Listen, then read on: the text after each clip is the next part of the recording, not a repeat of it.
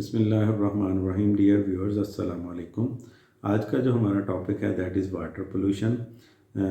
ये directly link तो नहीं है वाटर एनालिसिस के साथ, लेकिन जब हम एनवायरमेंटल मॉनिटरिंग की बात करते हैं और उस रेफरेंस से वाटर एनालिसिस करना चाहते हैं तो उस सूरत में वाटर पोल्यूशन का जानना हमारे लिए ज़रूरी हो जाता है। तो इस लेक्चर के अंदर हम वाटर पोल्यूशन के हवाले से जानेंगे कि वो होती क्या है, पोल्यूटेंट्स कौन कौन से हो सकते हैं, और फिर उनके साथ एसोसिएटेड जो हैज़र्ड हैं उनको भी हम डिस्कस करेंगे कि वो किस तरह जो लिविंग ऑर्गेनिजम्स हैं उनको अफेक्ट कर सकती हैं।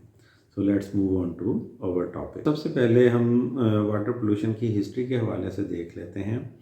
अगर आप इस पिक्चर पे गौर करें तो यहाँ पे अगर एक आपको ह्यूमन सेटलमेंट नज़र आएगी जो कि along the coastal area situated है। तो यही हिस्टोरिकली बेसिक रीज़न है वाटर पोल्यूशन की, because the human settlement and industries have long been concentrated along the river, along the estuaries and along the coastal zones. Rivers के बारे में आप जानते हैं, कोस्टल जोन के बारे में भी आप जानते हैं। एस्ट्रीज के हवाले से बताता चलूँ कि ये बेसिकली वो वाटर बॉडी होती है जहाँ पे आपका रिवर जो है वो सी के साथ क्या हो रहा है, कनेक्ट हो रहा है, यानी कि रिवर से पानी जो है वो समंदर के अंदर गिर रहा है।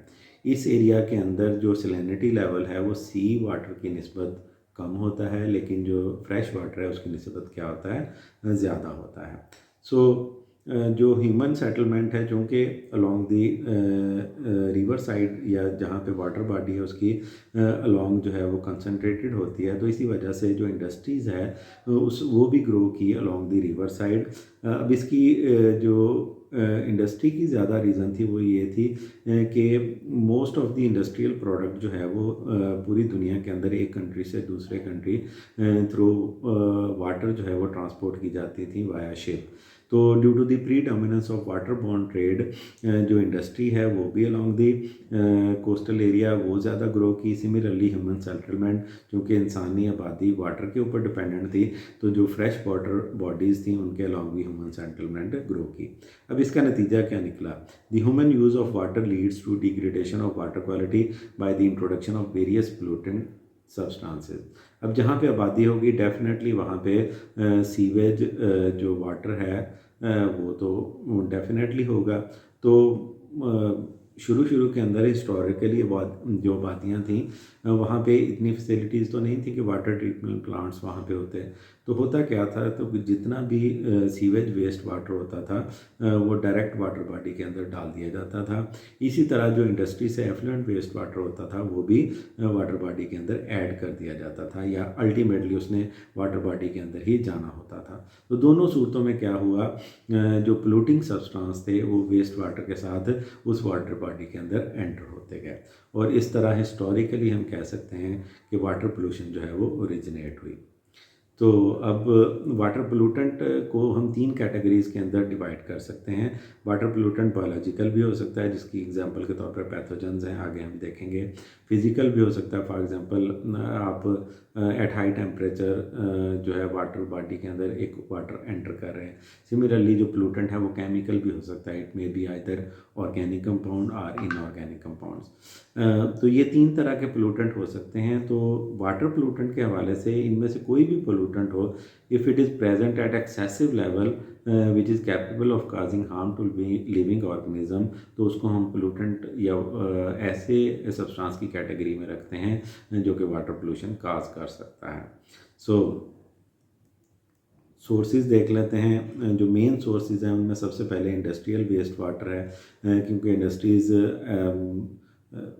अभी भी बहुत सारे कंट्रीज़ के अंदर ऐसी इंडस्ट्रीज़ हैं जो कि डायरेक्टली जो वाटर बॉडी के अंदर अपना एफ्लुएंट वेस्ट वाटर डाल रही हैं without giving the appropriate water treatment. तो इंडस्ट्रियल वेस्ट वाटर जो है वो मेन काज है वाटर पोल्यूशन का। सिमिलरली हमारे पास सीवेज वाटर है, शहरों का पानी जो अर्बन ख़ासकर आबादी है या इवन के रूरल एरिया भी आप देख लें, तो जो सीवेज वाटर है वो इकट्ठा करके कहाँ डाल दिया जाता है, जो नज़दीकी नहर है या दरिया है या जो भी लेक है, जो भी वाटर बॉडी है या समंदर है, तो जो सीवेज वाटर है उसका अल्टीमेट डिस्पोजल जो कंसीडर किया जाता है वो वाटर बॉडी ही कंसीडर किया जाता है।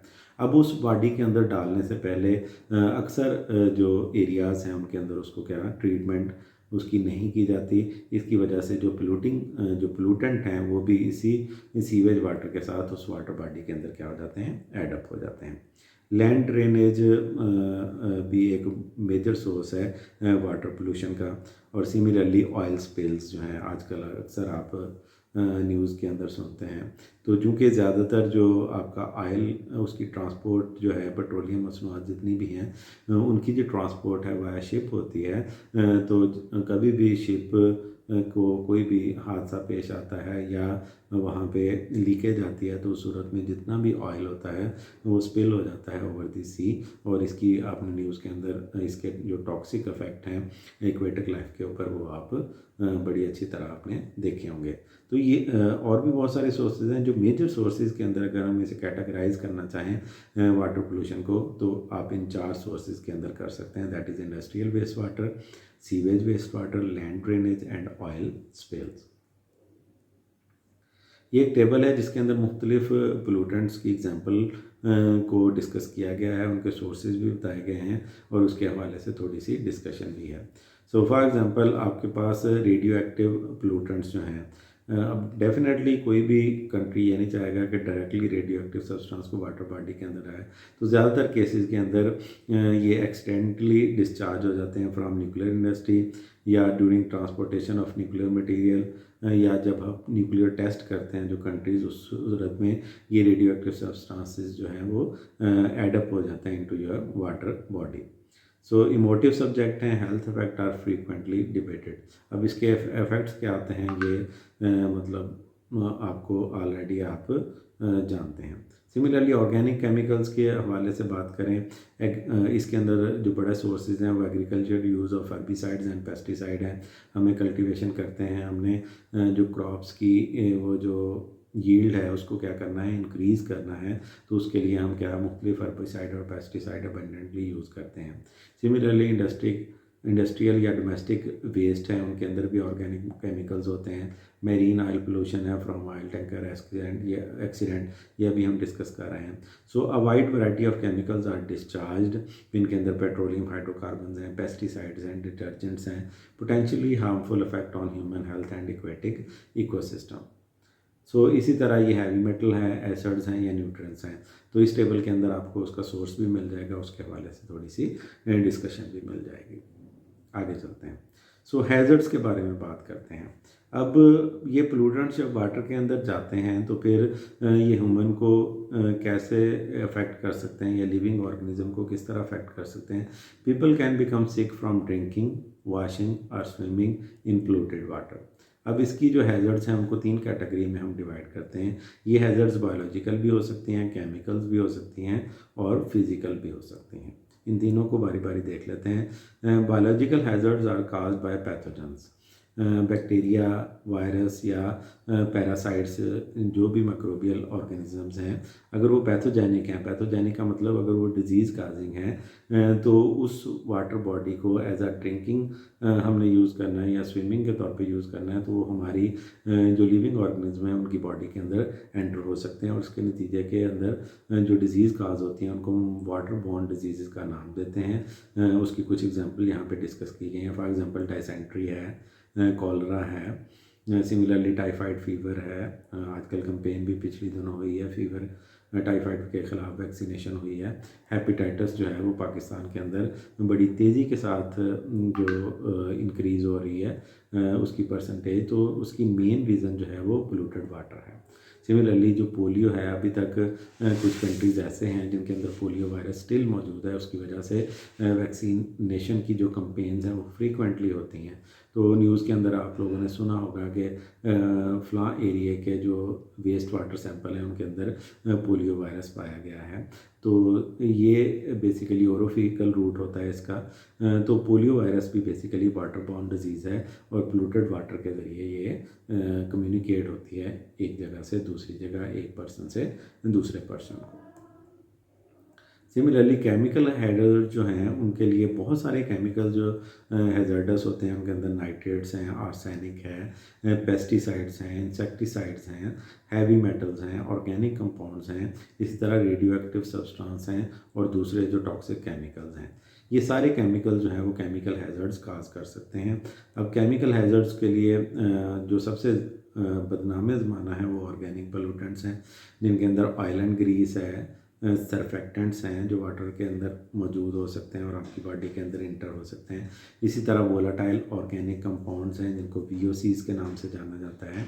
इसी तरह पॉलीक्लोरिनेटेड बाइफिनाइल्स हैं जिनको PCBs के नाम से जाना जाता है। पॉली न्यूक्लियर एरोमेटिक हाइड्रोकार्बन्स हैं जिनको पॉली एरोमेटिक हाइड्रोकार्बन्स का नाम भी आप देते हैं। PAHs हैं।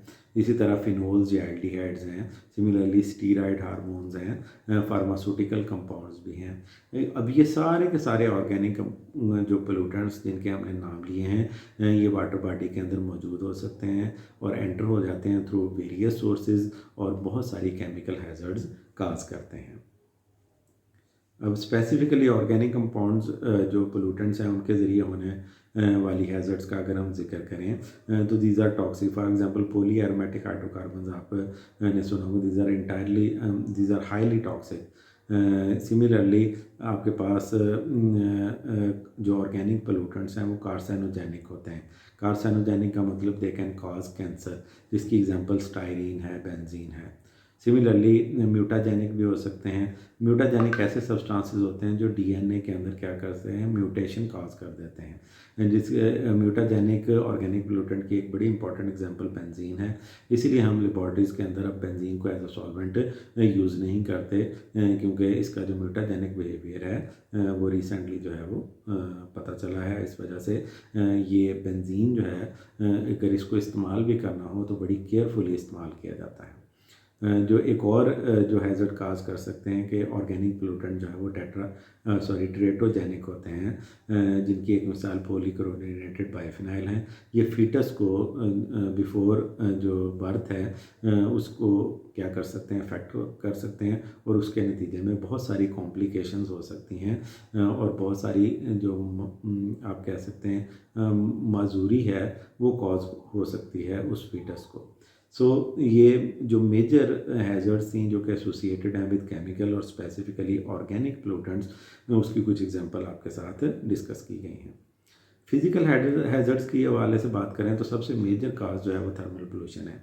इंडस्ट्री जो है वो आपको पता है कि यूटिलाइज़ करती है water for cooling purposes. This water is then return to water bodies at higher than ambient temperature. अब इंडस्ट्रीज़ जो कि कॉन्टीन्यूसली चल रही होती हैं, रन हो रही होती हैं, तो इतना टाइम नहीं होता है, इतना रेजरवायर उनके पास नहीं होता है कि वो वाटर को पहले कूल करें और फिर जो है वो वाटर बॉडी के अंदर ऐड करें। बहुत कुछ इंडस्ट्रीज़ इसको प्रैक्टिस करती हैं, बाकायदा मुख्तलिफ टेक्निक्स वो यूज़ करती हैं ताकि वाटर को कूल किया जाए और फिर उसको वाटर बॉडी के अंदर डाला जाए या फिर उसको क्या कर लिया जाए, रीयूज़ कर लिया जाए। लेकिन ज़्यादातर केसेस के अंदर ऐसा नहीं होता और हॉट वाटर जो है वो वाटर बॉडी के अंदर एंटर किया जाता है। इसको अगर हम फ्लो शीट के अंदर देखें तो तो जो एग्जांपल हम ले सकते हैं वो पावर स्टेशन की है, क्योंकि पावर स्टेशन में बहुत एक्सेसिव लेवल पे वाटर यूज़ होता है। They use steam to drive the turbines that produces electricity, use enormous amount of surface water for condensing this steam. अब उस स्टीम को फिर कंडेंस करने के लिए बहुत ज़्यादा वाटर इस्तेमाल होता है। Similarly the heated water is then discharge back into river, lake, estuaries and seas. जितनी भी वाटर बॉडीज़ हैं जहाँ जहाँ पावर स्टेशन करीब होंगे तो जो हीटेड वाटर है वो डिस्चार्ज कर दिया जाता है इनटू वाटर बॉडी। तो this water have devastating consequences on life in the water body, क्योंकि वाटर बॉडी या एक्वेटिक लाइफ जो है वो बहुत ज़्यादा सेंसिटिव होती है टेम्परेचर को। तो अगर ऐसा वाटर ऐड किया जाए जो कि वाटर बॉडी के अंदर जिसका टेम्परेचर एम्बिएंट टेम्परेचर से क्या हो ज़्यादा, वो जो एक्वेटिक लाइफ है उसको क्या करेगा, स्ट्रॉन्गली अफेक्ट करेगा। बहुत सारे केसेस के अंदर फ़िश जो है वो अगर few degree rise in temperature हो जाए तो फ़िश में डाई। जो थर्मल पोल्यूशन है उसके ज़रिए एक फ़िज़िकल हैज़र्ड था जो एज एन एग्जांपल हमने डिस्कस किया। तो इस लेक्चर के अंदर हमने आपको वाटर पोल्यूशन के हवाले से बड़ा ब्रीफली बताया। एक वास्ट टॉपिक है, सोर्सेज डिस्कस करने आए या इसके हैज़र्ड डिस्कस करने आए तो बहुत एक लंबा लेक्चर इसके ऊपर हो सकता है, लेकिन चूँकि डायरेक्टली वाटर एनालिसिस के अंदर ये फ़ाल नहीं करता, इंटरलिंक्ड ज़रूर है, इसी वजह से हमने इसको डिस्कस किया है। आज के लिए इतना ही। Thank you so much for watching. अल्लाह हाफिज़, फ़ी अमान अल्लाह।